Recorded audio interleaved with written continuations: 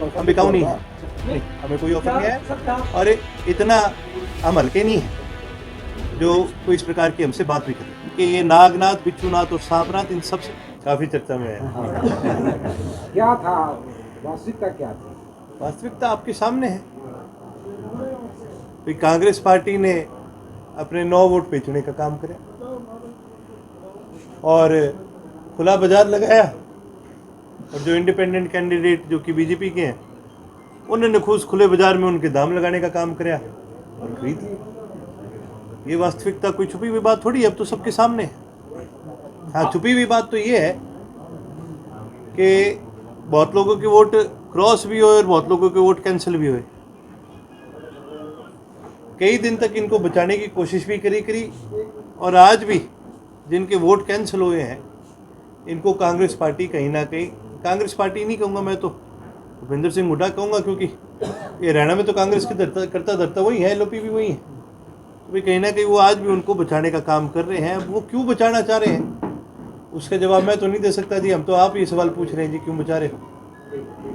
अच्छा, आपने कहा कि कांग्रेस ने अपने विधायक बेच दिए, तो ये भी पता होगा कितने में बेचे हैं और कितने में खरीदे हैं। देखिए जी, क्या बात हुई है ये तो वो जाने और इंडिपेंडेंट कैंडिडेट जाने। अंदाजा तो आप लगा लो, मैं लगा लूँ, अंदाजा लगाने से तो कुछ नहीं होगा ना। मैं तो अंदाजा लगाऊंगा, आप कह दो अर्जुन ने कह दी बड़ी बात तो राज्यसभा की सीट है। अंदाजा आप इस बात से लगाओ कि देखो जी, जब कोई विधायक अपने खुद के संगठन का नहीं रहता, चाहे वो किसी भी दाम पर, चाहे वो अपना वोट जब बेच देता है तो वो बिकाऊ ही होता है। अब वो चाहे 1 रुपये में बिके, चाहे 1 सीट के पीछे बिके, चाहे 10 करोड़ के पीछे बिके, चाहे 50 करोड़ के पीछे बिके, बिकाऊ तो बिकाऊ हो गया ना, इसमें तो कोई छुपी हुई बात नहीं है। अब क्या इनकी आपस में बात हुई है तो देखो जी, आप भी आंकलन लगा लो, मैं भी आंकलन लगा लूंगा, लेकिन असलियत तो ये है कि जिसने वोट बेचा और जिसने खरीदा ये इनकी आपस की बात है। आपकी पार्टी को भी ऑफर आया था? आपकी पार्टी को आया था? भाई साहब, आप उस दुकान में सामान खरीदने जाते हो जिसमें सामान बिकाऊ होता है, हम बिकाऊ नहीं है, नहीं हमें कोई ऑफर नहीं आया और इतना हम हल्के नहीं है जो कोई इस प्रकार की हमसे बात भी कर ले। और सबकी ये सहमति थी और सबकी ये राय थी कि ये नागनाथ, बिच्छूनाथ और सांपनाथ इन सब से हमें दूरी बना के रखना है। क्या आपने वोट इसलिए डालने का कदम, क्योंकि आप अपना ये जो आपके ऊपर दाग लगता रहता था कि भाजपा की बी टीम है, इस दाग को हटाने के लिए क्या आपने वोट नहीं किया? दाग तो इन लोगों ने लगाना आज भी छोड़ दिया क्या? अब बीजेपी वाले लगा रहे हैं। इन लोगों से थोड़ी हमें फ़र्क पड़ता है। ये फैसला लेने वाले मेरे चारों तरफ बैठे हैं। पार्टी के सभी कार्यकर्ता साथियों से चौधरी अभय सिंह जी ने राय लेने का काम करा था। इस कमरे में मौजूद जितने लोग हैं, ये तो हम एक जिले की बात कर रहे हैं, हरियाणा के हर जिले में इस प्रकार से सबसे राय ली गई थी।